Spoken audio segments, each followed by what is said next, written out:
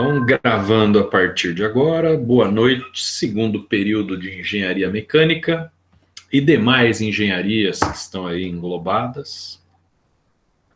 Boa noite aí para o Luiz Henrique. Vamos continuar então da aula passada, que a gente estava falando sobre o capitalismo. Deixa eu abrir o slidezinho aqui. Enquanto abre, durante a aula passada, a gente fez o histórico de como surge, né, o capitalismo. E eu gosto de fazer esse histórico porque para mostrar que o capitalismo não foi implementado como foi o comunismo, ele foi uma evolução do pensamento humano. Gostem dele ou não, né? As pessoas que são comunistas, por exemplo, ficam horrorizadas quando eu falo isso. Porque os caras dizem o seguinte: não, porque o capitalismo não é uma evolução, porque o capitalismo é ruim, porque não sei o quê. Bem, tenha a análise que você tiver. Porém, uma coisa é certa: ninguém implementou o capitalismo. O capitalismo ele foi surgindo com base no modo de pensar do ser humano. Então, para isso, a gente viu lá o homem desde o período nômade dele, do período sedentário, ele foi modificando a natureza a seu favor, introduzindo a divisão do trabalho, onde tivemos a primeira divisão do trabalho, que visava a subsistência. Homens faziam um trabalho, mulheres faziam outro. Depois, a especialização, onde a divisão do trabalho começou a ser feita pela especialização que cada um tinha. Depois, a formação da propriedade privada, que estava aí a base do sistema capitalista como nós o conhecemos. Mas o mundo, né, com a queda do Império Romano, viveu o período chamado feudalismo, que a base estava ali na terceira divisão do trabalho. O rei era dono da propriedade privada, os nobres usufruíam da propriedade privada junto com eles. Além dos nobres, você tinha o clero, né, a igreja, e o exército. Mercantilismo, essa estrutura de poder continua a mesma, porém os governos buscam o acúmulo de ouro. Até que a Revolução Francesa, a Revolução Industrial mudaram as bases, né? A Revolução Industrial é essa que implantou o capitalismo sem disparar uma bala, né? Diga-se de passagem. A Revolução Francesa foi uma revolução que não implementou o capitalismo, mas destituiu o poder monárquico, né? Que era típico do feudalismo e o sistema absolutista, né? Dando poder aos burgueses, né, que seriam os comerciantes. E aí o poder dos burgueses, aliado com tudo de moderno que estava acontecendo na Inglaterra, culminou aí no sistema capitalista. Então, estamos aqui neste slide, deixa eu compartilhar. Boa noite para o Cláudio aí também.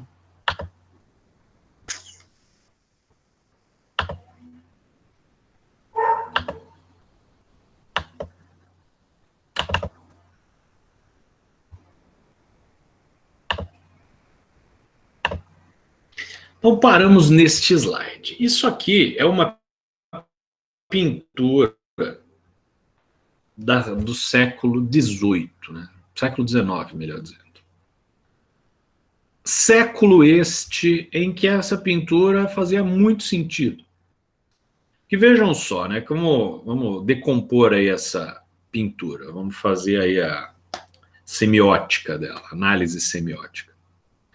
Você tem dois sujeitos bem vestidos ali, que se mostram os burgueses, né, os capitalistas, os donos do capital, os donos das fábricas. Estes sujeitos, não só pela roupa deles, com cartola, fumando charutos, etc., eles são gordos. Hoje em dia, grande parte da população mundial é obesa por conta de comer mal, né, de comer produtos industrializados mais baratos, mais cheios de açúcar e gordura. Nessa época, era gordo quem podia ser gordo, quem tinha dinheiro para comer bem, para comer muito. Então, o fato deles serem gordos ali também é um sinal de riqueza na época. Se vocês forem pegar as musas dos pintores do século XVIII e XIX, todas elas eram gordinhas, porque vinham da nobreza, eram pessoas ricas. O sujeito está espremendo, os dois sujeitos aí estão espremendo uma pessoa, e dessa pessoa estão caindo coisas, né? Está saindo sangue, suor e dinheiro. O sangue é normal a gente pensar, né? Porque até hoje o pessoal fala assim, nossa, mas eu dou sangue pela empresa, eu dou suor pela empresa, né? O suor do meu trabalho para essa empresa. Então, tranquilo, o cara está trabalhando, ele está dando sangue, está dando suor dele. O que pode parecer um pouco estranho são essas moedas caindo. Mas essas moedas significam o seguinte, né? O trabalhador produz o produto, só que o produto não é dele, o produto é do capitalista. Então, parte do salário que o capitalista paga para o trabalhador, ele devolve para o capitalista ao comprar os produtos que ele mesmo produziu. É isso que está sendo demonstrado ali. E vejam que temos várias pessoas aqui já devidamente espremidas, né? E vários potes cheios de moeda e sacos lá atrás também cheios de moedas. Aqui, atrás de cada uma dessas pessoas com cartola, tem pilhas de sacos de dinheiro. Parece, ao olhar aqui, que é um sistema muito sofrido. Ninguém quer ser exprimido desse jeito. Só que a gente nota ali atrás que tem um monte de gente aguardando a hora para ser exprimido também. Quem são essas pessoas ali? São os desempregados. Professor, pode falar. Posso fazer um comentário em relação? Na série dos Peaky Blinders, na 4ª temporada, é mostrado uma relação disso. Quando tá a relação da revolução, todo mundo vai lá para protestar e os caras podem vir trabalhar. Eles pegam, podem ir entrando. Exatamente, os Peaky Blinders são bem dessa época. E nos Estados Unidos, que foi um pouco pior ainda, né? Porque nos Estados Unidos, os Peaky Blinders mostra bem isso, né? Os caras estão lá, por exemplo, fazendo uma greve e os caras chegam metendo tiro, matando gente para desfazer a greve. Então, é bem isso mesmo. E aí, você vê ali o sujeito ali esperando a vez dele ser exprimido também. Isso aqui, o Marx tem um conceito que chama Exército Industrial de Reserva. O Exército Industrial de Reserva, a quantidade de pessoas deste Exército Industrial de Reserva é diretamente proporcional à quantidade de salários pagos. Ou seja, quanto mais desempregados houverem, menor vai ser o salário pago a esses funcionários. Por uma razão muito simples: lei da oferta e da procura. Nós temos um monte de gente desempregada, então qualquer salário que eu pagar, eles vão aceitar. Essa nomenclatura do Marx se dá pelo seguinte, né? Exército, porque eram muitos. Né? Lembrando que na Inglaterra, né, teve a lei do cercamento, em que as pessoas, os camponeses que moravam em terras que não lhes pertenciam, eram expulsos de lá e tinham que, vindo para a cidade, eles tinham que trabalhar. Então, havia uma oferta de mão de obra muito grande. Consequentemente, os salários eram baixos. Então, exército, porque era muita gente. Industrial, porque quem empregava naquela época era a indústria. E de reserva, porque os caras estavam ali no banco de reserva, esperando a vez de serem exprimidos, esperando a vez de começarem a trabalhar. É como o cara que é reserva do Neymar. Né? Qual que é o sonho do cara que é reserva do Neymar? É que ele se machuque para ele entrar? Não. O sonho do reserva do Neymar é que o Neymar fique tetraplégico, para ele nunca mais jogar. E aí ele assumiu o lugar do Neymar. Ah, mas ele não vai ser o Neymar. Não, não vai ser o Neymar. Ele vai ganhar metade do que o Neymar ganhava. Mas a metade do Neymar já é o dobro do que ele ganha. Então, é essa a ideia. E essa questão do desemprego é bem interessante pelo seguinte, né? Vocês estão aí no segundo período de engenharia. A engenharia é uma das profissões que tem um piso salarial. Ou seja, nenhum engenheiro formado trabalhando na área pode ganhar menos que o piso salarial. Muito bem. Aí, o que algumas empresas que são más intencionadas fazem, né? Você chega lá para fazer uma entrevista e a vaga é para engenheiro. Aí você vai e tal, passou no teste. E aí você pergunta, só por descargo de consciência, qual que é o salário? Aí o cara fala 3 mil. Tá, mas como 3 mil se o piso salarial é 7? Não, é 7 se eu te contratasse como engenheiro, mas eu não vou te contratar como engenheiro. Não, mas a minha entrevista aí você fez todas as perguntas como se fosse para me contratar como engenheiro. Não, você vai fazer todas as funções de engenheiro, você só não vai assinar. Quem assina é um sujeito aí que vem e assina o projeto de todos vocês. Ele ganha 7 mil, vocês vão ganhar 3. E aí, o que acontece? O sujeito se revolta e diz o seguinte, não, eu não vou trabalhar nessa empresa, eu não aceito ganhar menos que o piso. Ele sai. Aí vai ter outro engenheiro lá na fila e está desempregado. Aí o cara vai pensar, 3 mil é melhor que 7, 3 mil é melhor que nada, né? Então vamos pegar aí por enquanto, depois a gente procura uma coisinha melhor. E assim vai. É essa a ideia. Quanto mais pessoas existem procurando emprego, menos os salários serão oferecidos. Vocês não devem lembrar disso, né? Mas durante o período aí 2009 até 2014, teve um programa de incentivo à construção civil, que era o Minha Casa Minha Vida. O governo disse o seguinte, pessoal, quem quer comprar casa, tá aqui o dinheiro, é só ir comprar.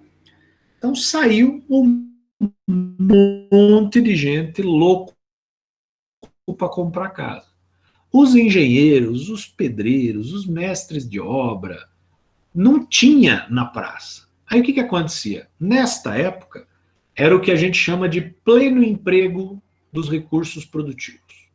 Então, havia um pleno emprego da indústria da construção civil. Consequentemente, você não achava um engenheiro para pagar o piso, 7 mil. Você tinha que pagar acima do piso. Então, para o sistema capitalista, é importante que tenha desemprego. Parece um contrassenso, porque se todo mundo trabalhar, todo mundo vai ter dinheiro, todo mundo vai comprar, as lojas vão vender mais, a economia vai crescer. Sim. Só que, quando todo mundo está empregado, não é o patrão que faz o salário, é o empregado. Porque é muito comum o empregado chegar para o patrão e falar o seguinte, preciso de um aumento. E é muito comum também o patrão dizer o seguinte, não tem aumento e se você não estiver contente, pede a conta e vai embora, que eu já contrato alguém para ganhar menos que você.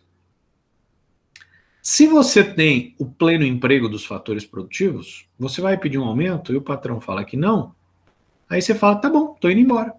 E aí o que acontece? Você provavelmente vai arrumar emprego logo. O cara vai ter mais dificuldade de arrumar alguém para botar no teu lugar. Então ele vai bancar o teu teu pedido de aumento de salário. E, consequentemente, o lucro das empresas cai por conta disso. E é por isso que eu resgato esses conceitos, marxistas ou não, porque, como eu sempre digo, aqui nós formamos capitalistas, não comunistas ou coisa parecida. Por isso, todos nós precisamos entender o processo todo como funciona. Características capitalistas. O capitalismo é segurado, né? Ele é sustentado por um tripé. Tripé esse: propriedade privada, trabalho assalariado e produção excedente. Lucro. Então estão aqui os 3 tripézinhos. E aí vocês podem pensar o seguinte, tá, mas se para haver capitalismo precisam destes 3 elementos, por que o capitalismo só se considera capitalista a partir da Revolução Industrial de 1776, lá na Inglaterra? Porque a Inglaterra foi o primeiro país a ter essas características como únicas. Porque lá na época de Cristo já existia propriedade privada, já existia trabalho assalariado, já existia trabalho excedente. A pessoa trabalhar assalariada para outra e o dono da propriedade ficar com parte daquele salário, parte daquela produção. Já existia. Só que do mesmo modo que existia propriedade privada, existia propriedade coletiva.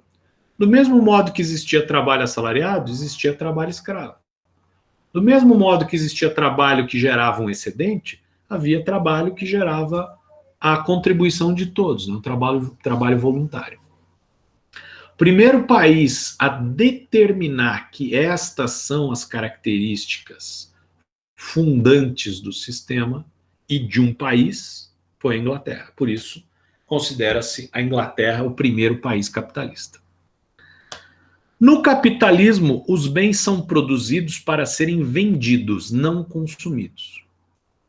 No mercantilismo, você produzia para o consumo.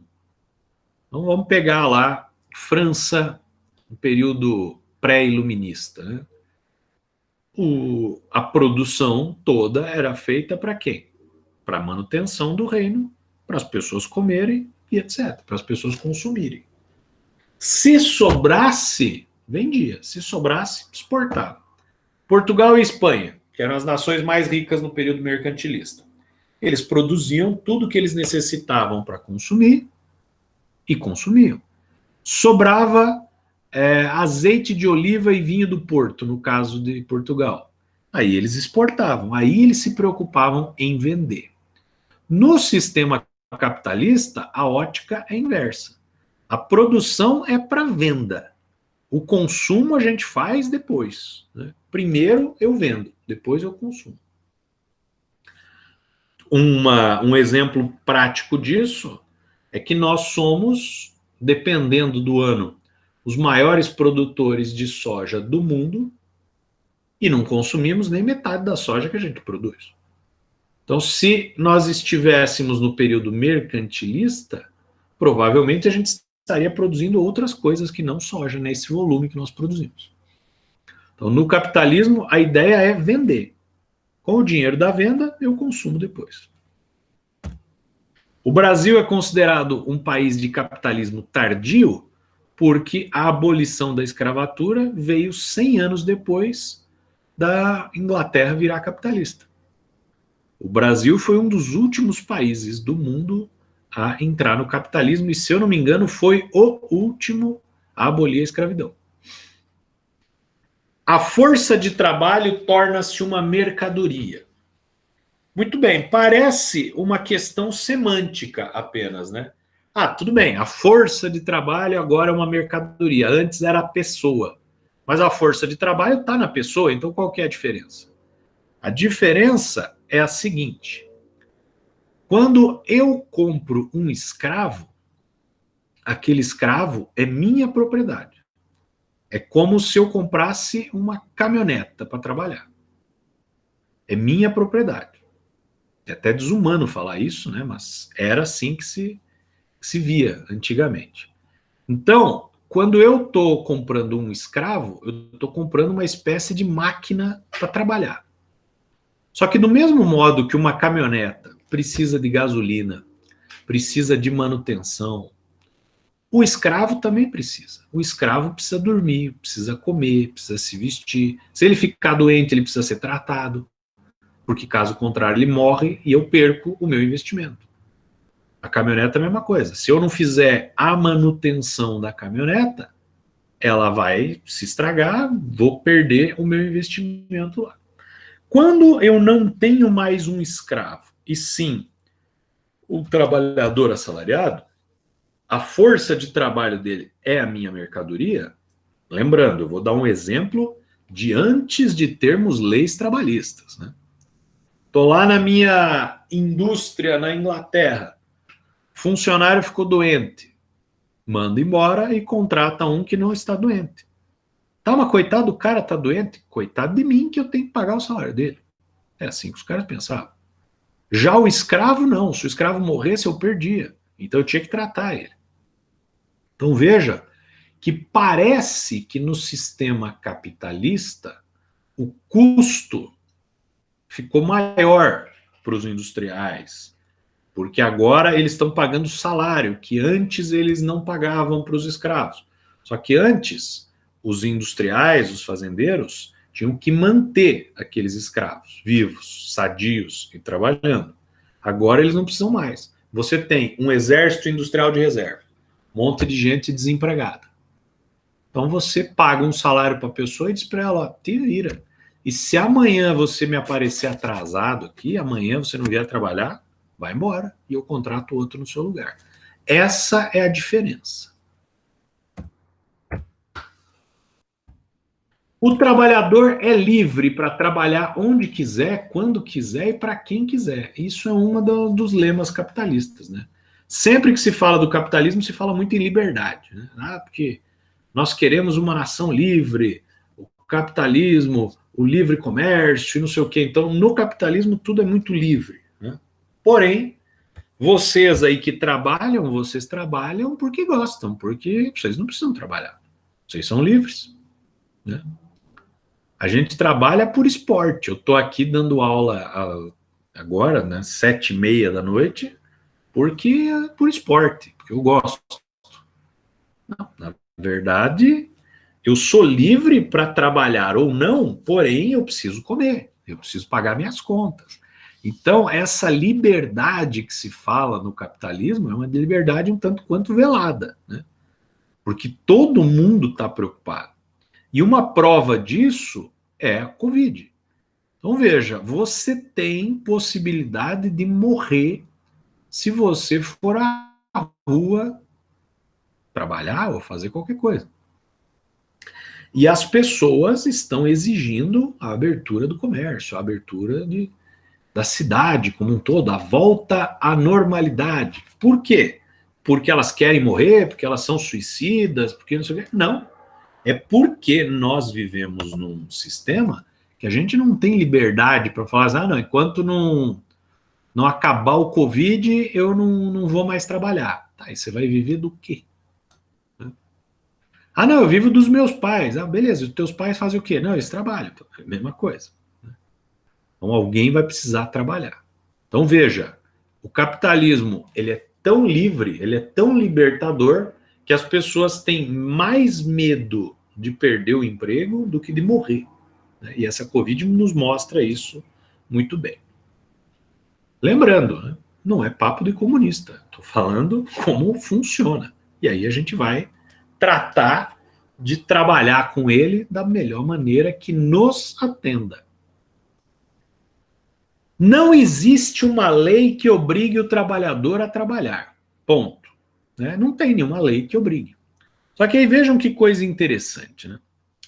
1888, a princesa Isabel, com medo de desagradar os liberais, né, ela decreta que os liberais queriam que o Brasil virasse uma república. E as pressões para isso acontecer estavam muito grandes. O pai dela, o Dom Pedro II, estava na Europa. Então ela, com medo, ela decreta a abolição da escravatura, que essa era uma das exigências dos liberais. Beleza.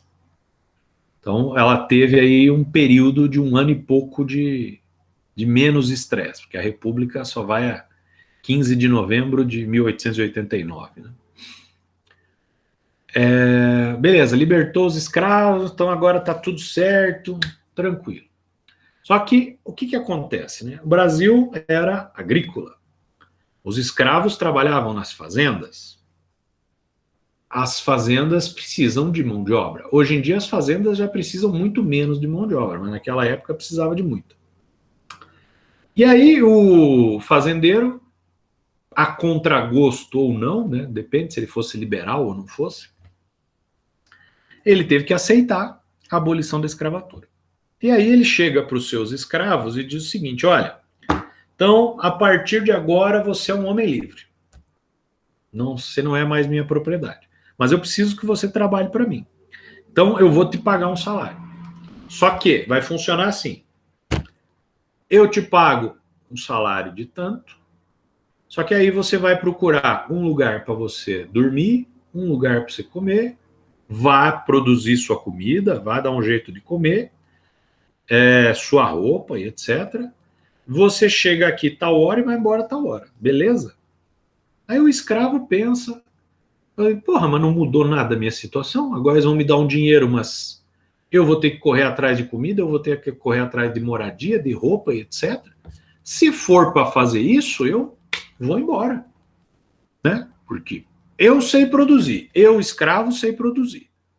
Eu vou para um lote de terra aí, construo um barraquinho, vou produzir minha comida. Então, para eu sobreviver, eu dou conta. Então, o que os escravos fizeram? Tchau. Boa parte deles. E aí, o que eles foram fazer? Foram tentar, alguns, né? Uns foram realmente fazer isso, arrumaram propriedades, foram para a terra, produzir por conta própria, né, para sobrevivência. Outros foram para a cidade. Na cidade, você já tinha as indústrias aparecendo. E precisava-se de mão de obra. As pessoas, as indústrias queriam funcionários, mas elas não pagavam quase nada. Por uma razão muito simples, né? Tem um monte de escravo aí que está desempregado, então nós vamos pagar o mínimo possível. E os escravos olhavam aqui e falavam, não, negativo, isso aí não, com esse valor aí não dá para sobreviver. E aí, o que o Brasil publica? A Lei da Vadiagem. No mesmo ano da abolição da escravatura. Olha que interessante, né? Essa lei da vadiagem dizia que se você estivesse perambulando pela rua no horário que você deveria estar trabalhando, você ia preso. Então veja como nós somos muito livres, né, para trabalhar ou não. Essa lei da vadiagem, ela foi reeditada depois durante o regime militar. Se vocês conversarem com os avós de vocês, tal, às vezes, os avós é mais fácil. Com os avós, com algum tio um pouco mais velho, peçam para eles mostrarem a carteira de trabalho deles. Vocês vão ver que a carteira de trabalho deles normalmente está destruída, está toda amassada, toda feia, porque o cara tinha que andar com aquilo no bolso. Porque a hora que um policial parasse você na rua, mas o que está fazendo aqui? Você já tirava a carteira de trabalho e falava, sou trabalhador, estou trabalhando, estou aqui resolvendo um problema, etc., para não correr o risco de ir preso também. Então essa lei foi reeditada. E há uns 5 ou 6 anos aí teve um município do interior de São Paulo que publicou uma lei semelhante novamente para tentar diminuir a violência do município. Hoje em dia é uma lei que afere a Constituição. Né? Você não pode, é uma lei anticonstitucional. Na Inglaterra, você teve a lei do cercamento, como eu falei agora há pouco, onde você expulsava as pessoas do campo e elas vinham para a cidade. No Brasil, podemos decretar o início do capitalismo com o fim do período escravista. Né?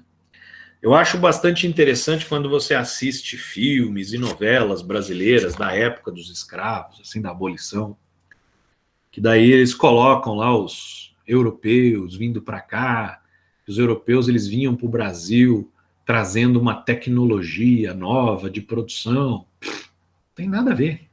O europeu nunca viu um pé de café na vida dele, a maioria deles. Eles vinham para cá sim, porque era uma terra nova, uma terra de oportunidades, e estava recrutando trabalhadores. Eles vinham para cá achando que poderiam enriquecer. Tanto que eles vieram para as fazendas, só que a rotatividade era muito grande. Esse pessoal italiano, português, espanhol, japonês, vieram muitos, ucraniano, polonês, eles vinham para cá, ficavam um tempo nas fazendas, e eles viram, não, isso aqui não é para mim não. Caía fora, iam tentar a vida como comerciantes na cidade, e alguns se davam bem. Tá, aqui eu escrevi que o Brasil entra no capitalismo com o fim do período escravista. Mas por que os liberais queriam a abolição da escravatura? Porque eles estavam com dó dos escravos? Alguns eu acredito que sim. Né? Mas a Inglaterra, por exemplo, que ela proibiu o tráfico negreiro, né, quando ficou rica, quando virou o país mais importante do mundo, ela não estava preocupada com os escravos, ela não estava preocupada com os negros. Tanto que, quando ela encontrava um navio negreiro, ela afundava o navio com quem estivesse dentro. Se ela tivesse preocupada com as pessoas, ela ia pegar aquele navio e ia voltar para a África e ia devolver eles lá. Não, ela afundava o navio para impor um prejuízo bem grande para o dono do navio e para os comerciantes de escravos. Tá aí, qual que era o interesse dela, então? A Inglaterra já era capitalista. Então, o capitalismo, como eu falei para vocês, é baseado na venda. O produto precisa ser vendido. O escravo, ele não ganha salário. Então, como que o escravo vai comprar os produtos capitalistas? Olha a quantidade de gente que está fora do poder de consumo. Ao migrar do escravismo para o sistema assalariado, essas pessoas passam a ter dinheiro e podem comprar produtos e serviços. Os liberais eram iluministas, eram de ideário inglês, né? E os escritos do Adam Smith diziam isso também. Então, eles, obviamente, queriam que os escravos se introduzissem nesse sistema novo também, por ser um sistema em que beneficiaria os donos das indústrias. Ao vender a sua força de trabalho, o trabalhador recebe um salário que não reflete o que o seu trabalho produziu. Ponto. Isso é óbvio, né?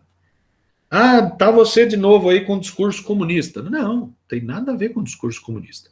Nós, como empresários, e vocês, como futuros empresários, a gente precisa saber que o valor que nós pagamos de salário para os nossos funcionários é menor do que o trabalho que estes funcionários proporcionam para a empresa. Ponto. A diferença entre esses dois trabalhos, o que eu pago e o que eu recebo, é o que a gente chama de lucro. E é por isso que quando dizem, né, na economia moderna, na economia dos aplicativos, na economia que está precisando cada vez menos de mão de obra, essa relação vai mudar um pouco. Mas na economia tradicional, cuja mão de obra é parte importante, como que se dá o lucro? Ele não vem do produto, como dizem, né? Ah, da onde é extraído o lucro? Ah, o lucro é extraído do produto. Negativo. O lucro é extraído do trabalhador, não do produto. Exemplifico para vocês. Aquelas carteiras que a gente tem lá em sala de aula, né? É uma carteira que tem um monte de ferro, tem um lugar para a gente sentar e para encostar as costas, que é um materialzinho forrado, né? E uma prancheta de madeira. Eu vou comprar uma carteira daquela e eu descubro que custa R$300. Eu falo, não, é muito caro. Eu consigo fazer uma carteira dessa por menos de R$300. Aí eu vou numa metalúrgica e compro todos os ferros que eu preciso já. E todos eles já nos tamanhinhos certos para não dar muito trabalho. E eu pago R$50 nesses ferros. Aí eu vou numa marcenaria e peço para o cara fazer aquela madeira para mim. Pago mais 50. Já está em R$100 a minha carteira.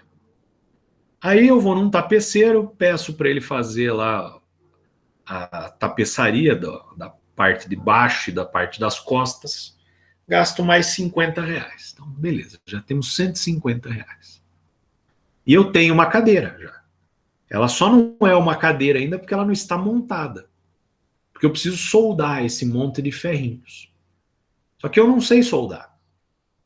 Então, eu vou lá na fábrica das carteiras e espero dar o horário de saída dos funcionários. Eu pego um funcionário pelo braço e falo o seguinte: aí, meu amigo, tudo bem? O que você faz aí nessa fábrica? Ah, eu sou soldador. Oh, que beleza, eu preciso falar com você mesmo. Estou com um problema aí, só você pode me ajudar. Porque você tem um trabalho muito importante. E esse soldador vai dizer assim: não, meu trabalho nem é importante. Não. Tá louco? Você é o trabalho mais importante ali de dentro, porque você solda. Você faz o mel virar uma cadeira. Dele não, soldar é tranquilo, soldar é um trabalhinho besta, trabalhinho sem futuro nenhum, um trabalho. Não, teu trabalho é muito importante. Quantas cadeiras você solda por dia, só para eu ter uma base assim? O cara fala, umas 50. E aí eu penso da seguinte maneira: a minha cadeira sem a solda, ela está me custando 150. O preço da cadeira é 300. Aí eu penso o seguinte, porra, se esse cara ganhar 50 reais para cada cadeira que ele solda 50 cadeiras por dia, então R$ 2.500 por dia. Aí eu chego para ele e falo, porra, você ganha R$ 2.500 por dia? Ele olha, não, você tá maluco? Eu ganho 1.700 por mês. Porra, a conta não tá fechando. Então, já considerando 100 reais de lucro da empresa, né? 150, 150, 50, 50, 50, 150. Mais 50 reais para o trabalhador. Vamos para 200. Mais 20 reais aí de energia elétrica, imposto, etc. 220. 220 para 300 dá 80 reais. O cara faz 50 cadeiras por dia, como é que pode? Tem alguma coisa errada aí. Na verdade, o lucro é extraído do trabalhador. Por quê? Porque o trabalhador, ele, além de não receber o quanto ele gerou de trabalho para a empresa, ele recebe um salário fixo que não corresponde ao que ele produziu, ele não faz a menor ideia de quanto ele produz para a empresa. Esse é um dos pontos-chave do sistema capitalista. Se chama a alienação do trabalhador. E o trabalhador se sente alienado ao processo. Por exemplo, vocês que trabalham, vocês pensam o seguinte, vou fazer um teste agora, a menos que você seja o dono da empresa, aí você sabe. Você trabalha lá na empresa, então vamos ver se eu estou ganhando bem ou mal com base no que eu trabalho. O único comparativo que você tem é com as outras pessoas que trabalham mais ou menos na tua função, para você ver se o salário está mais ou menos equivalente. Porque senão, como é que você vai colocar no papel quanto você produz para a empresa? Colocar valor na tua produção. Você não consegue. É só o dono da empresa que consegue. É só os setores financeiros e contábeis da empresa que conseguem fazer isso. E essa é uma informação que, obviamente, não é divulgada. Essa informação fica com quem está tomando conta desses cargos. Isso é comunista? Não. Isso é o sistema capitalista explicado para formar capitalistas. A venda do produto, ela precisa cobrir os custos de produção, o salário e ainda gerar o lucro. Detalhe, nós nunca vamos saber quanto que é o lucro. A gente sabe sim, porque no balanço da empresa está lá publicado quanto que é o lucro. Será? Que é bem aquele lucro lá mesmo? Capital, né? Capitalismo, ele vem de capital, do radical capital. Quando a gente pensa em capital, normalmente vem o dinheiro à nossa cabeça. Tá, mas o dinheiro faz parte do capital? Faz parte do capital, sim. Só que não é, o dinheiro é uma parte do capital. Capital, você tem o monetário, que é o dinheiro, os fatores produtivos, são as mercadorias em estoque, as máquinas, os equipamentos, a infraestrutura física, os funcionários da empresa fazem parte do capital, mesmo não estando mais no sistema escravista, os nossos funcionários fazem parte do nosso capital. Imagine que vocês têm uma empresa de projetos na área da engenharia mecânica. E não temos os pink blinders aqui, como o colega lembrou, e os funcionários vão fazer um happy hour hoje à noite e decidem que segunda-feira 100% deles vão pedir a conta, sem dar o aviso prévio. O que vai acontecer? Segunda-feira a empresa não abre. E não vai ter nenhum funcionário lá para abrir.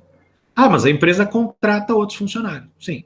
Até ela selecionar, até ela contratar, até esses funcionários acabarem sendo treinados e a empresa reabrir, ela vai ficar 15 dias fechada. Então, eu não posso dizer que os meus funcionários não fazem parte do meu capital também. Você pega empresas de alta tecnologia, como a Google, a Apple, a Microsoft. o capital mais importante dela são os funcionários, que vão produzir os produtos de alta tecnologia que elas vendem. E os clientes fazem parte do capital também. Tanto que, às vezes, você vê na rua, o cara está fechando a loja dele, ou está mudando para outro lugar, e ele escreve lá, vendo o ponto. E aí você pensa que o ponto é a sala comercial. Mas não, a sala comercial não é nem dele. Ele paga aluguel. O ponto, na verdade, são os clientes. É que as pessoas já sabem que ali tem uma loja de tal coisa. Então, você está vendendo aquilo ali. Quando você vai montar uma loja de roupa num local que já existia uma loja de roupa, os clientes sabem que ali tem uma loja de roupa. Ali é um ponto. E a importância dos clientes... Pode falar. É tipo também igual o ponto de lanche. Aqui no bairro tem um ali na esquina, já teve 8 donos diferentes. E é o mesmo nome. Sim. O cara vai mudando, mas tem uma clientela, né? A clientela vai lá porque gosta do lanche, etc. Às vezes, quando muda o dono, perde a característica do lanche, mas é o ponto, né? Já tem uma marca. Quando você está montando uma marca, um negócio do zero, ninguém conhece. Quando você já está comprando um em andamento, você já tem uma clientela. Então já tem um ponto. Às vezes pode ser ruim, né? O restaurante aí, o bar, a lanchonete que você está comprando era péssima. Então aí, às vezes, não compensa você comprar isso aí, porque o povo não vai gostar muito de continuar. Nesses casos, é bom escrever, ó, sob nova direção, né, para dizer, ó, não é os mesmos caras que estavam aqui, já são outros. E um exemplo de cliente, da importância do cliente, é o Orkut, né, que ainda vocês sabem o que é, daqui a pouco eu já não posso mais usar esse exemplo. Mas o Orkut era uma mídia social e todo mundo achava bem legal. Até que um dia alguém falou, não, o Orkut não presta, o bom é o Facebook. Migrou todo mundo para o Facebook, acabou o Orkut. Importa a questão da liquidez. O que é a liquidez, né? Para o capitalismo, liquidez é você converter patrimônio em dinheiro. Dinheiro é a coisa mais líquida que pode se ter numa economia. Então, o que acontece? Por que a liquidez é tão importante, né? Tem até uma frase, um dito popular, que é pura verdade. Dinheiro faz dinheiro. Vejam, numa época como agora, a crise do Covid, algumas empresas estão fechando. Você tem um camarada lá que tem um carro que ele vale 100 mil reais na tabela FIPE, em períodos normais. O cara está precisando de dinheiro, ele está vendendo por 70. E ele não vai conseguir vender esse carro por 70 tão facilmente, porque as pessoas não têm dinheiro. Aí imagine você com dinheiro, você chega para o cara e diz o seguinte, você vai lá, olha o carro e etc., dá uma volta e fala para o cara, não, te compro o carro, mas eu pago 50. E o cara vai falar, não, 50 não tem a menor possibilidade de eu te vender. E aí você pega o teu celular, você abre o saldo do teu banco e mostra para ele assim, ó, tá vendo o saldo do meu banco? Tem 50 mil. Se você fechar o negócio aqui, eu transfiro imediatamente esses 50 mil para sua conta. Aí o cara vai pensar o seguinte, liquidez. Porque mesmo eu estando perdendo 20 mil aqui, eu não vou achar ninguém que vai me pagar 70 mil em dinheiro. Vai chegar alguém que vai me oferecer 20 mil em dinheiro, mais um Celta, mais uma moto, mais não sei o que e tal. E aí eu vou ter que vender essa tranqueirada toda até eu fechar os meus 70 mil. Ali o cara tá me dando liquidez, é eu pegar dinheiro vivo. E você pode ter certeza que cara faz negócio. Agora, não adianta você oferecer 50 pro cara e querer empurrar um monte de tranqueira, aí você não vai conseguir. Isso é liquidez. E eu coloquei ali a crise de 29 como exemplo, que a crise de 29, mais para frente nós vamos falar bem dela. Mas durante a crise de 29, eu sou um maníaco pela crise de 29, eu devo ter uns 10 livros aí diferentes que tratam dela. O pai do do que viria a ser presidente Kennedy americano, né? O pai dele chamava-se Joseph Kennedy. E nesse período da pré e pós-crise de 29, ele era um cara que operava no mercado financeiro. Ele tinha uma corretora de ações só dele, para negociar as ações dele. É um cara muito rico. E essa história que eu vou contar agora, o desfecho é verdadeiro. Mas um evento envolvendo um engraxate de sapatos, alguns livros contam como sendo verdade, outros contam como sendo uma fantasia. Mas o que é certo é que o Kennedy tomou as decisões que eu vou contar para vocês. Se foi por conta do engraxate ou não, nunca vamos saber. Mas vou contar a história do engraxate. O Kennedy, um belo dia, estava indo lá para a corretora dele, parou para engraxar os sapatos, né? Isso era no começo de 1929.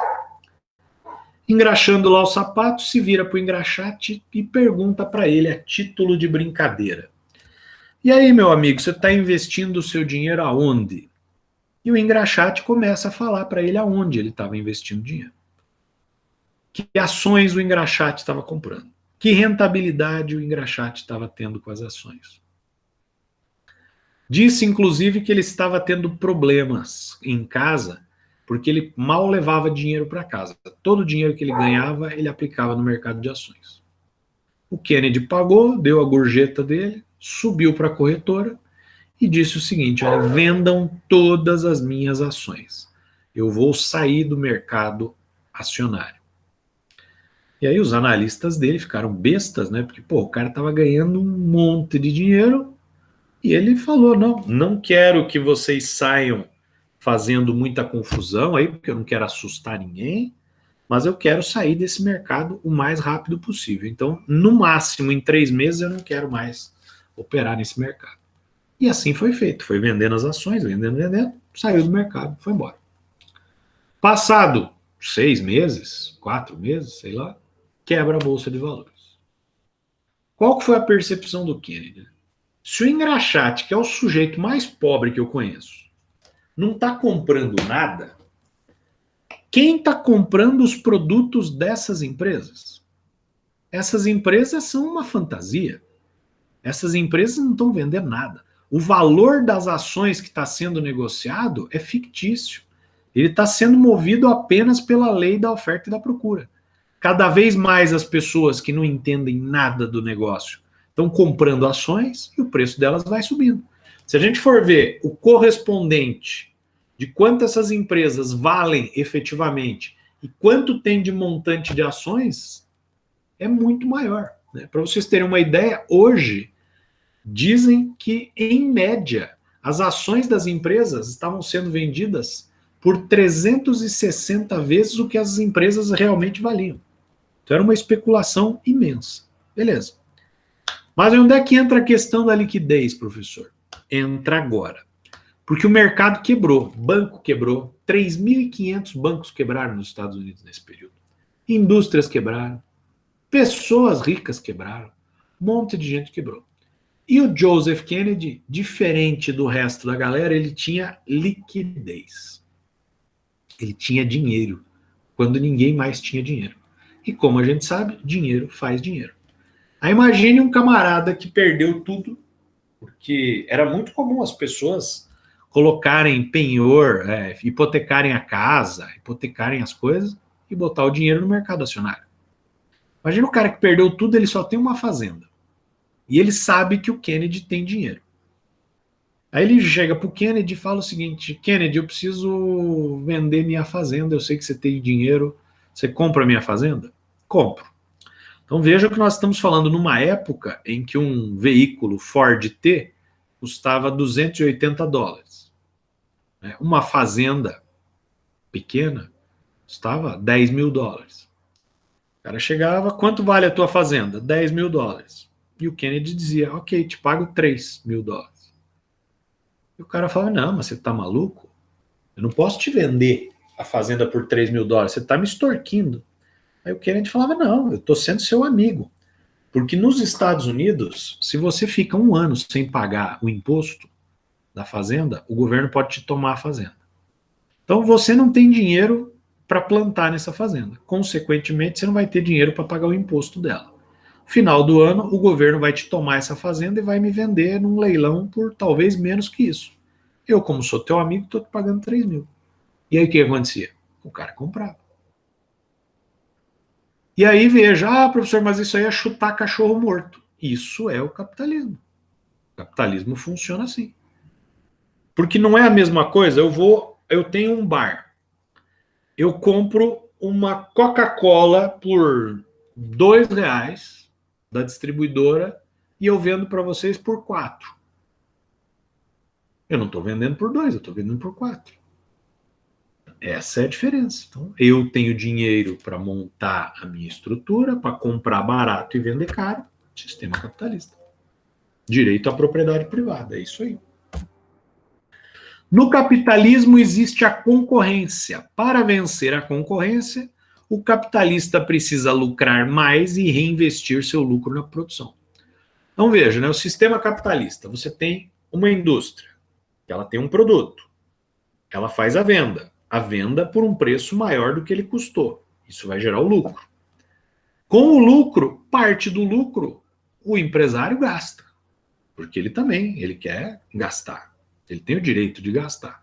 Porém, a outra parte do lucro, ele tem que reinvestir na empresa, porque ela vai ficar maior, mais moderna, com o custo menor, ele vai poder vender talvez o produto mais barato ou aumentar a sua taxa de lucratividade, ele vai poder fazer frente aos concorrentes. No ano seguinte, ele gasta parte do lucro, reinveste, e esse retroinvestimento vai fazer com que a empresa fique cada vez maior, mais consolidada, mais estruturada. Excedente na visão pré-capitalista era a parte da produção que sobra e pode ser comercializada. Então o que acontecia nos países mercantilistas? Quando sobrava a produção, eles vendiam. Quando não sobrava, não vendiam. Excedente na visão capitalista é a parte da produção que excede o que foi gasto no processo produtivo, ou seja, o lucro. Lucro, então, é o preço de venda menos os custos de produção. Aqui, no texto da Vânia Lomônaco Bastos, ela coloca, que é a base desses slides, né? Ela coloca este círculo aí, e ela divide o círculo ao meio e coloca lá meios de produção consumidos no processo produtivo, né? Água, luz, energia elétrica, impostos, etc. Todos os custos. Um quarto ali do círculo, produção necessária para a manutenção dos trabalhadores, ou seja, o trabalho, né? O pagamento dos salários. E o outro quadrante ali, excedente, ou seja, o lucro. O excedente deve ser utilizado para o aumento do consumo e para o aumento da produção. Verdade. Até tem uma discussão nessas horas aí para evidenciar a importância do capitalismo, né? Tem uma discussão que os caras falam assim, não, mas esses caras que compram iates de 20 milhões, esses caras não têm vergonha, porque pessoas passando fome, etc., e o cara comprando um iate de 20 milhões. Tá, essa é uma visão. Só que você pode ver isso por uma outra maneira. Quanto tempo demora para ser construído um iate de 20 milhões? Ah, demora 1 ano. Muito bem. Quantas famílias são envolvidas na construção de um iate de 20 milhões? 100 famílias. Então, ao comprar um iate de 20 milhões, o camarada, ele está gerando sustento, está gerando emprego para cerca de 100 famílias durante 1 ano inteiro. Então, a ideia de que o lucro precisa ser gasto também pelo empresário é isso. Ao comprar o iate, parece que ele está fazendo, enquanto pessoa individual, né, ele está sendo muito egoísta, mas o egoísmo faz parte do modo de produção capitalista. Não são só os capitalistas que possuem excedente, os trabalhadores também possuem seu tempo excedente, que pode ser vendido para aumentar o consumo ou para o lazer. Então vejam, né? Vocês estão aí trabalhando 8 horas por dia. Ainda tem mais 16. Vocês podem vender se vocês quiserem. Vocês vão ganhar mais dinheiro, vocês podem aumentar o consumo. Ou vocês podem utilizar esse tempo excedente para ler um livro, para exercitar a massa cinzenta da vossa cabeça e etc. E nesse processo, o marketing, a evolução do marketing é constante. Né? O marketing, como nós falamos lá na primeira aula, é o que nos faz comprar. O marketing, ele está ali para dizer que a nossa televisão é ruim, que o nosso aparelho de ar-condicionado é ruim, que a nossa roupa é ruim, nosso carro, celular é ruim, computador, e a gente precisa comprar algo novo. É essa a ideia do marketing. E o marketing, ele tem uma trajetória. O marketing começa lá nos Estados Unidos, na década de 1913, quando o Henry Ford cria o Ford T, em que o carro deixa de demorar 12 horas e meia para ser produzido e passa a ser produzido em 1 hora e meia.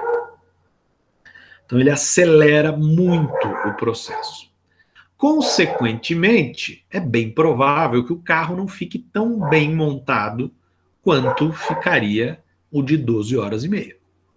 Então ele vai criar o departamento de marketing dentro da linha de produção, e esse departamento de marketing é vendas em inglês, só que ele não está preocupado em vender aquele carro, porque aquele carro se vende sozinho, tem fila de pedidos.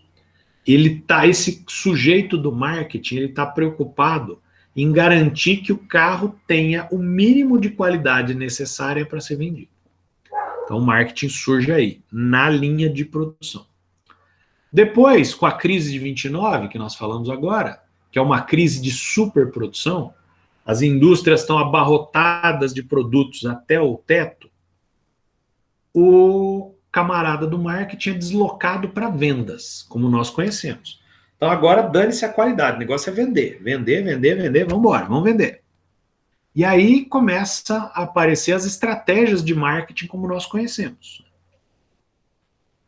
Nos anos 50, né, os Estados Unidos saem da Segunda Guerra Mundial como os grandes vencedores, né, eles conseguem aí o direito de reconstruir a Europa, e criam uma estratégia que é exportada para o mundo todo, que é o American Way of Life, estilo de vida americano.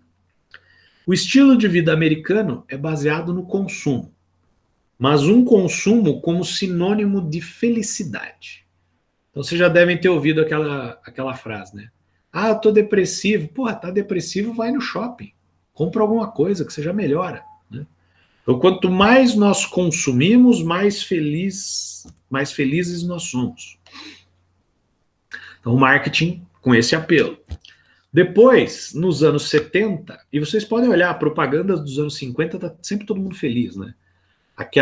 O American Way of Life, inclusive, é o símbolo dele, vocês já devem ter visto isso em filmes dos anos 50 e 60, onde o cara mora numa casa, ele tem um carro vermelho ou amarelo, cores bem vibrantes, um gramadinho verde, uma cerquinha branca, o cachorrinho pegando o jornal, o menininho andando de bicicleta e jogando jornal, e todas as pessoas felizes, a mulher cozinhando um peru bem feliz, fazendo uma torta de maçã, colocando ela em cima do forno novo que ela tem. Então esse é o American Way of Life, que ele é ainda o mesmo até hoje, né? Nos anos 70 surge a ideia de você aproveitar o consumidor para fazer o seu produto ficar melhor. Então, ao invés de eu pesquisar a melhor maneira de fazer um produto para atender o consumidor, eu vou trazer o consumidor para o meu lado. Eu crio o sistema de atendimento ao consumidor, o SAC, e eu coloco lá. Você liga para xingar, para reclamar, para falar que o produto é uma merda, que deu problema, que não sei o quê. Alguém vai anotar isso, vai passar para a linha de produção, vão mandar um produto novo para sua casa, você vai ficar feliz porque você ganhou um produto novo. Vão escrever uma cartinha dizendo que você foi fundamental para para melhorar a qualidade dos produtos e tal, e todo mundo fica feliz. Anos 2000, anos 90, mais ou menos, o marketing evolui novamente para um patamar que ele vai até hoje, que é o seguinte: o marketing não está preocupado com a produção, não está preocupado com a qualidade, não está grande preocupado com vendas e muito menos com a opinião de vocês. O marketing está preocupado em criar um produto novo que você nem sabe direito para que serve, mas você vai querer comprar. Vejam, iPhone 11. Eu basicamente não sei o que mudou muito no iPhone 11, porque eu não me ligo muito nisso aí. Os meus filhos devem saber. Mas eu garanto para vocês que o iPhone 11, ele não faz 20% a mais de coisas do que o meu 6 faz. Mas as pessoas querem comprar por causa da novidade. Elas nem sabem o que tem ali de tão especial, mas elas querem comprar porque elas se sentem atraídas pela novidade. Porque também vem de status, né, professor? Claro, claro, você tem a questão do status, com certeza. Um exemplo que eu gosto de dar, que eu acho fantástico, para evidenciar essa questão do que você compra um negócio, você nem sabe para que é o iPad. O iPad, quando ele surgiu, existia o Kindle da Amazon, que existe até hoje. O Kindle era um leitor de livro digital. Era um aparelhinho, mais ou menos do tamanho de um livro, assim, que ele não acessava a internet, ele não fazia nada. Você baixava o livro da Amazon no teu computador, ligava num cabinho USB aqui no Kindle e carregava o livro ali. Era essa a ideia.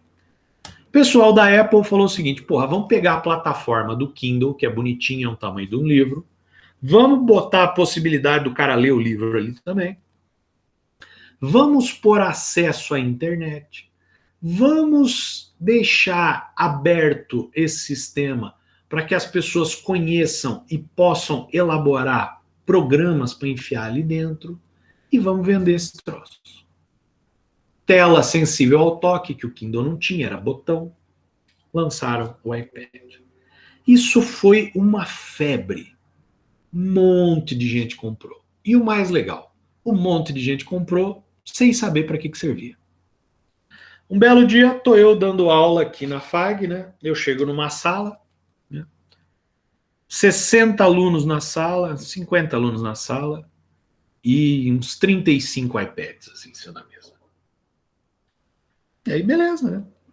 Tô eu lá dando minha aula e o pessoal digitando no iPad. Assim. Aí, passado uns dias, eu cheguei para um aluno, falei assim para ele: sério mesmo, cara, que tu vai ficar digitando minha aula nisso aí? Ele deu risada, ele falou assim: é o futuro, professor, é isso aí. Eu falei: por que não compra um notebook? Ele deu risada, falou: que notebook, professor? Notebook acabou, notebook não serve mais, notebook já era. Tá bom. Passado um tempinho, esse mesmo aluno comprou um tecladinho que ele ligava no iPad para facilitar a digitação. Passado mais um tempinho, ele comprou um suporte que você encaixava a tela, encaixava o suporte, o teclado e ligava tudo. Aí eu dei risada, eu cheguei para ele e falei assim: cara, ó, dica, grátis, inclusive. O notebook ele já vem montado, você não precisa montar. Inclusive, você não precisa nem ligar ele, é só você abrir. Se você for bem preguiçoso, você põe ali e abre, aí ele liga sozinho. O que acontece? Hoje em dia não tem mais nenhum aluno com iPad digitando minha aula. Quando muito, eles têm o notebook. O notebook, que era coisa do passado, não servia para mais nada, tá aí, até hoje. E aí, alguns alunos ainda me falam: ah, professor, mas é que o iPad, hoje em dia, que só serve, né, para velho acessar o Facebook e para criança assistir a Peppa Pig, né?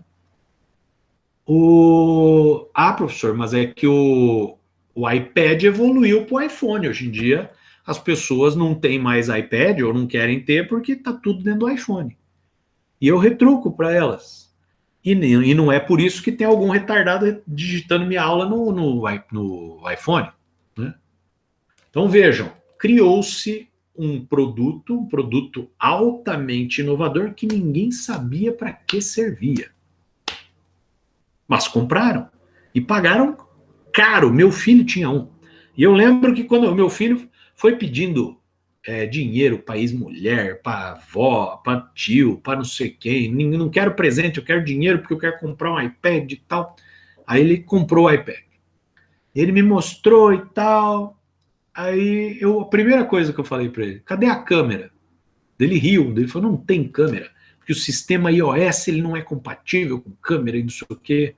Eu falei, rapaz, qualquer celular de 200 pila tem câmera, essa merda aí custou $1.000 e pouco, né? $1.000 e poucos, e não tem câmera. Mas eu garanto para você que daqui 6 meses sai o iPad 2 com câmera. Pá, dito e feito. E aí o que acontecia? Ninguém mais queria o iPad 1.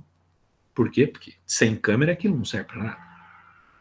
Então veja, o cara digitava a minha aula, ele nem para bater uma foto do quadro, aí tudo bem, né? Mas não podia porque não tinha câmera. Então o marketing é isso. O marketing ele vai trabalhar para tentar fazer você comprar o produto.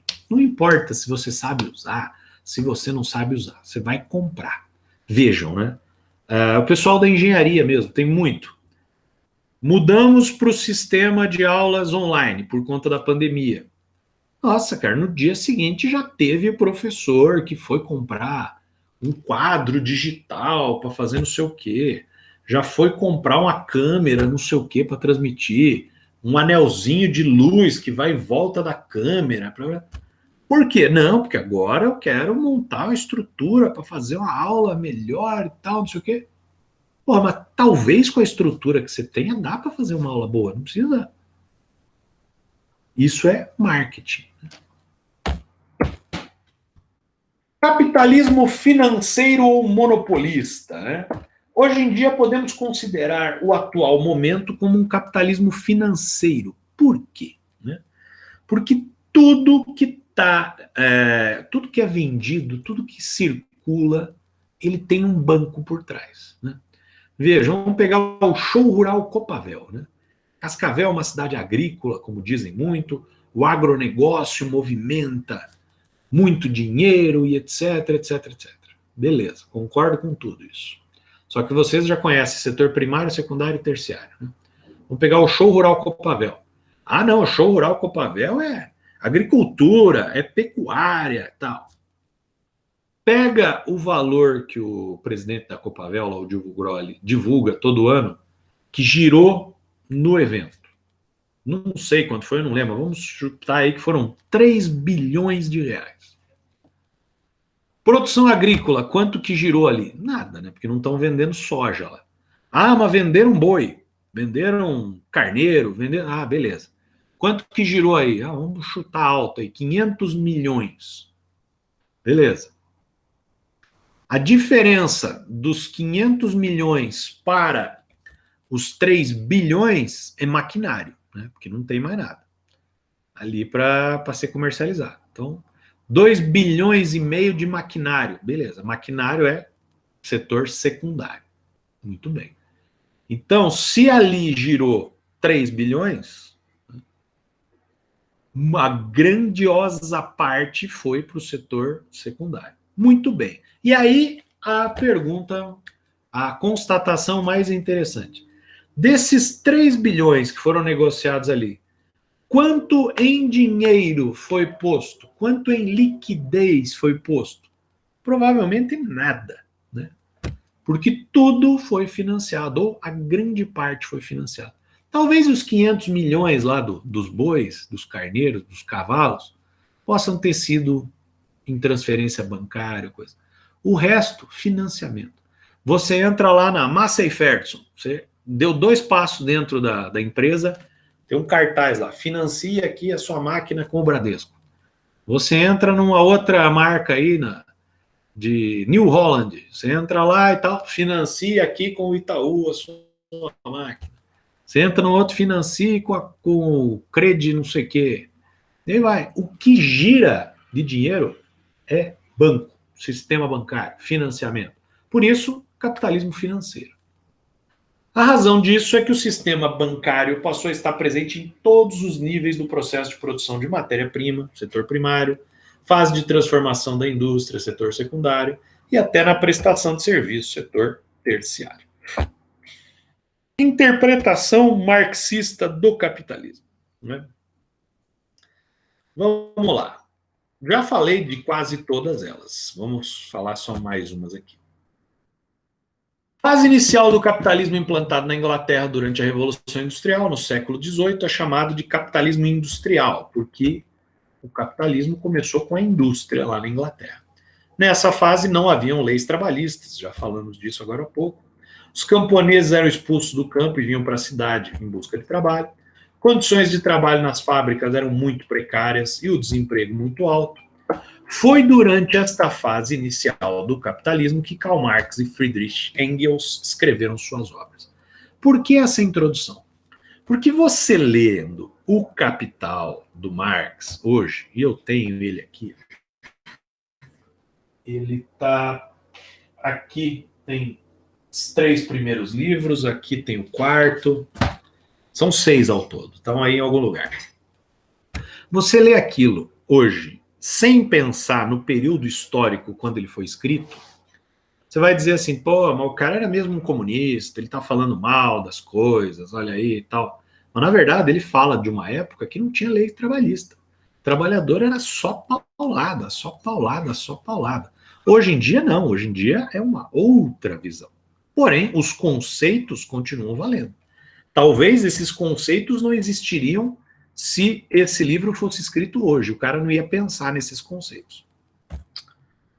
Para Marx, o capitalismo é antagônico e contraditório. Por quê? Os capitalistas pagarão os menores salários possíveis aos seus trabalhadores e estes utilizarão este salário para adquirir os produtos que eles mesmos produziram. Por isso ele é antagônico. Eu trabalho para o sujeito me paga o salário e eu pago para o cara que me pagou o salário pelo produto que eu mesmo produzi. É antagônico. Contraditório. A produção é realizada pela maioria, mas o lucro é destinado a uma minoria cada vez mais restrita. E uma coisa interessante, né? O lucro é destinado a uma minoria cada vez mais restrita. Você lê O Capital do Marx, que foi escrito o primeiro livro em 1868, o Marx ele vai te dizer que o capital ele se concentra. Então, as grandes indústrias cada vez vão virar maiores indústrias e elas vão sufocar as pequenas indústrias. Isso é o que realmente acontece. Tanto que uma pessoa que estuda a fundo a questão do liberalismo econômico, ela sabe que o liberalismo econômico não tem nada de libertário. Porque você é um pequeno empresário, não, mas eu quero liberdade para produzir, etc. Vem uma van, se instala na quadra seguinte da tua empresa, ela quebra a tua empresa na hora. Aí você vai ficar puto, não, mas é que aí é uma concorrência desleal. Não, meu amigo, isso aí é o livre mercado. A van veio se instalar aqui porque ela é livre. Você está instalado aqui porque você é livre. Não, mas eu não consigo concorrer com a van. Então, vá fazer outra coisa. Então vejam que ele não é tão simplesinho assim. Ah, o livre mercado é bom. É bom para quem? Né? Não, para o Brasil, porque o Brasil, se tudo fosse o livre mercado, nós teríamos menos barreiras à importação, menos barreiras à nossa exportação. Sim, aí você ia exportar cada vez mais soja e importar cada vez mais iPhone. Quem que você acha que fica rico?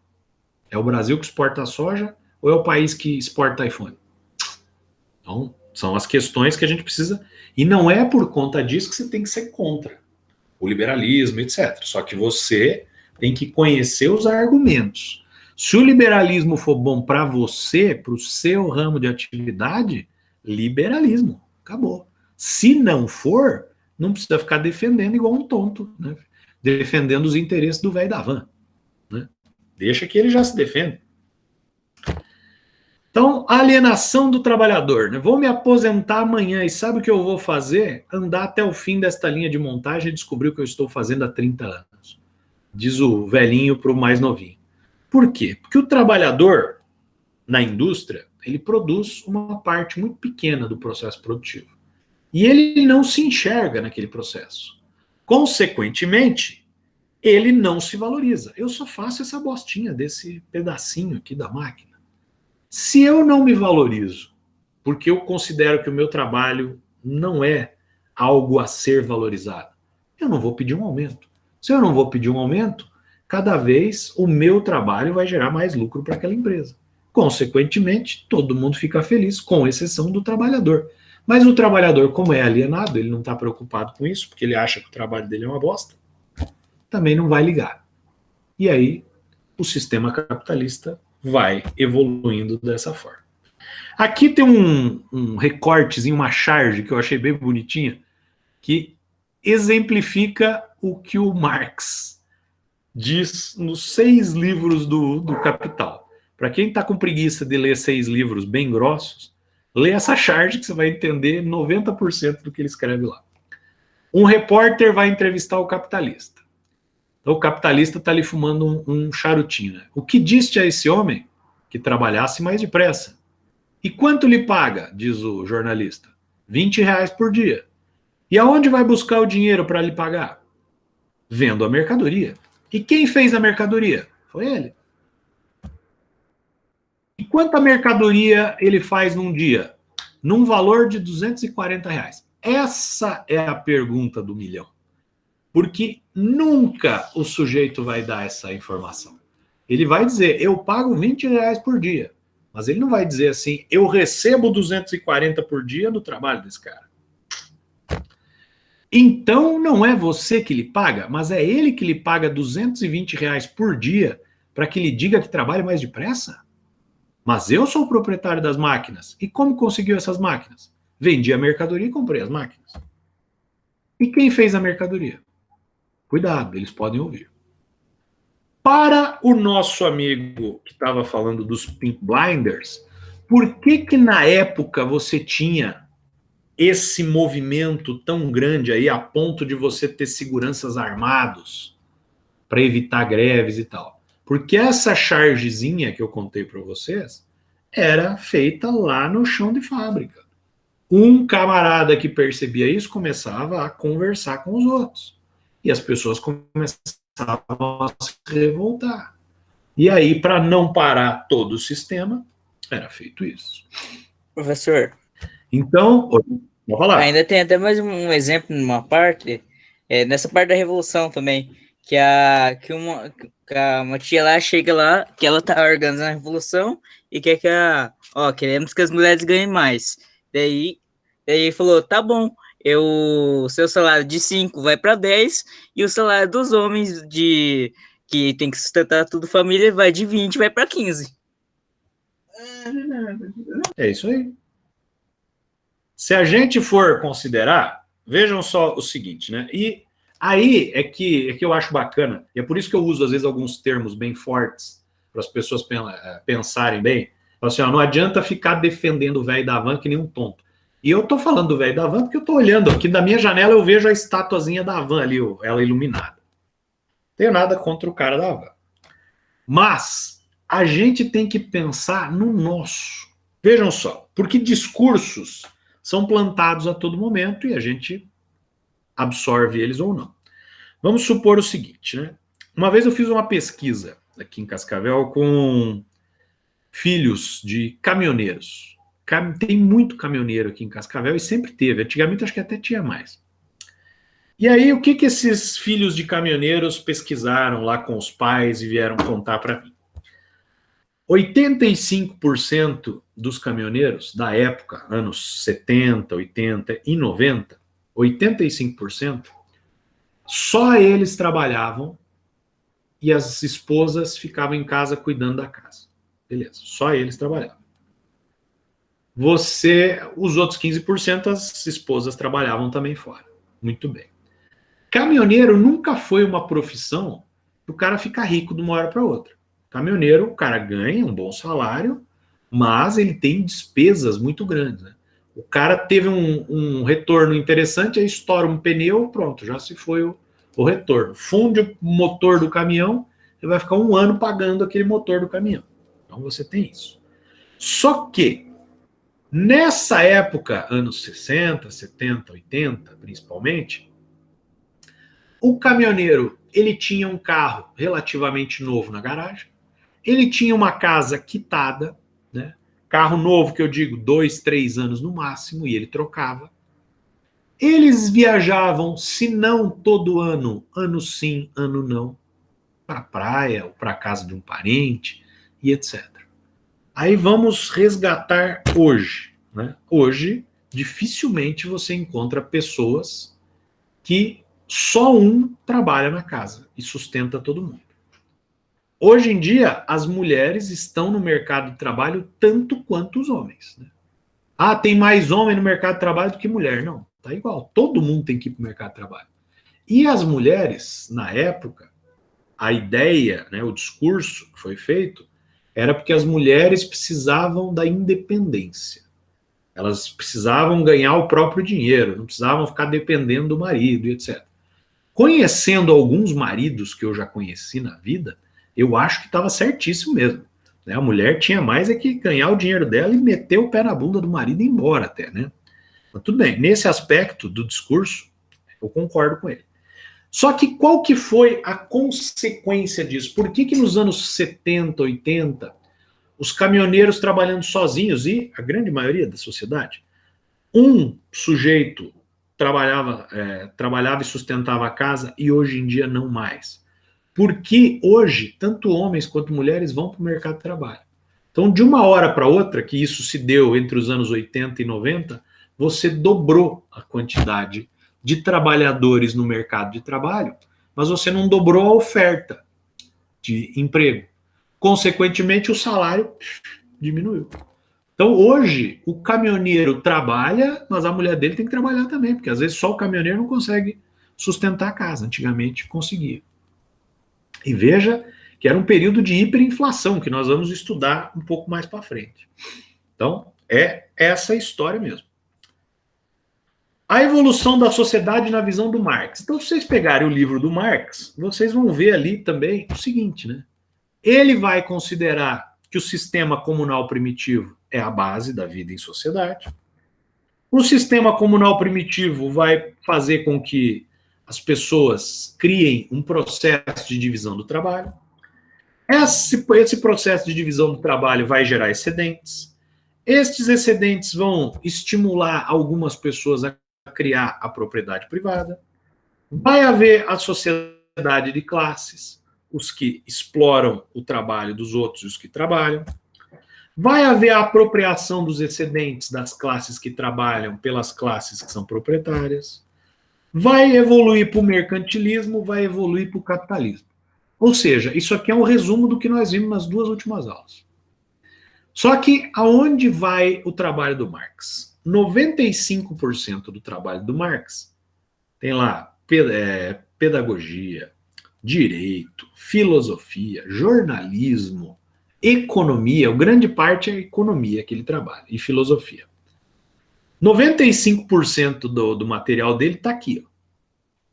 Os outros 5% que ele se dedicou a escrever, entre eles o Manifesto do Partido Comunista, por exemplo, estão aqui, no comunismo.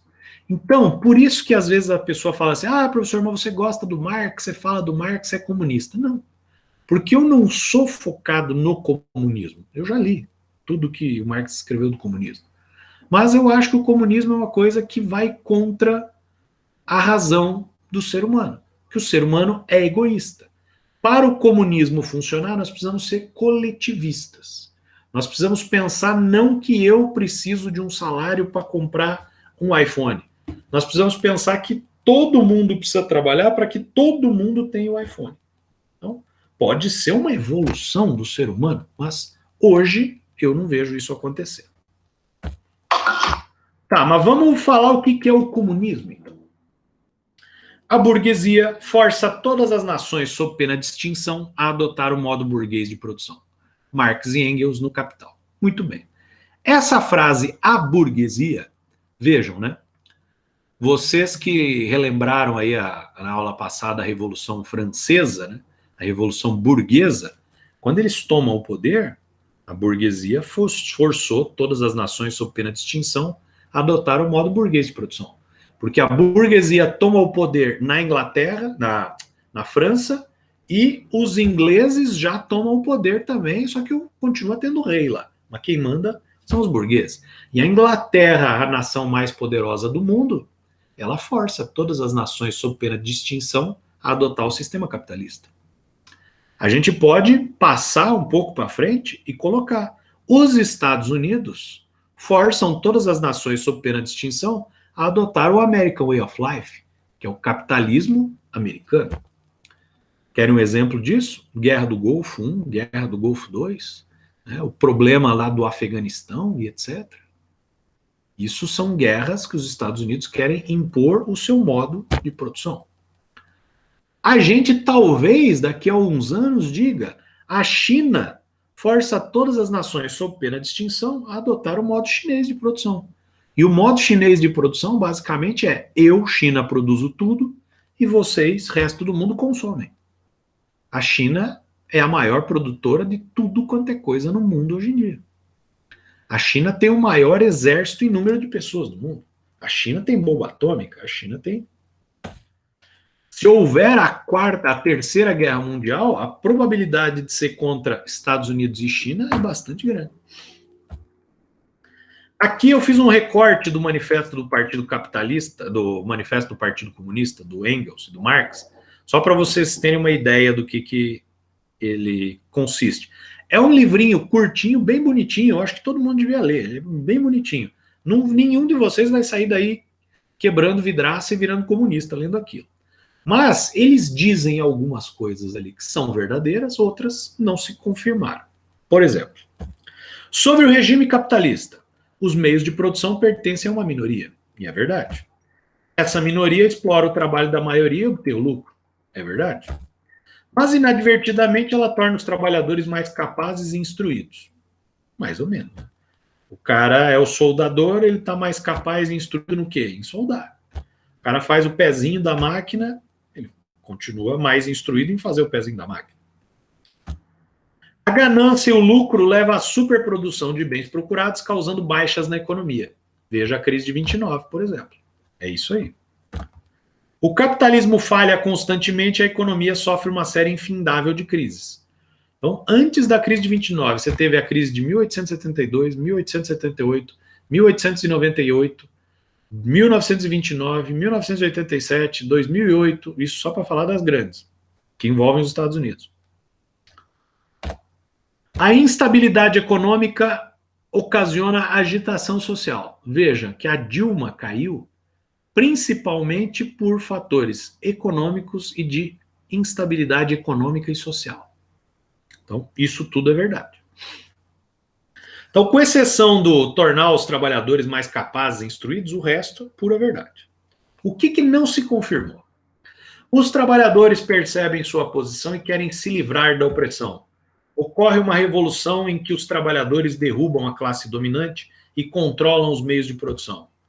Que a classe dominante trema diante da Revolução Comunista. É como termina o manifesto do Partido Comunista. Essas duas não ocorreram. Ocorreram na Rússia, lá na Revolução Bolchevique de 17, na China, na Revolução Comunista do Mao Tse-tung em 1950, em Cuba, com a Revolução do Fidel Castro e do Che Guevara e tal. Então, aqui, eu tenho alguns amigos que são comunistas que eles não concordam com a minha visão sobre isso, mas eles não concordam porque não querem dar o braço a torcer, mas é verdade. Eu disse para vocês que o capitalismo ele é baseado num tripé: trabalho assalariado, produção excedente, né, lucro, e propriedade privada. Eu digo que o comunismo também, ele tem a mesma base. Vamos lá. Trabalho assalariado. O trabalhador trabalha nas indústrias, trabalha no comércio, lá ele recebe um salário. No regime comunista. Então, igual.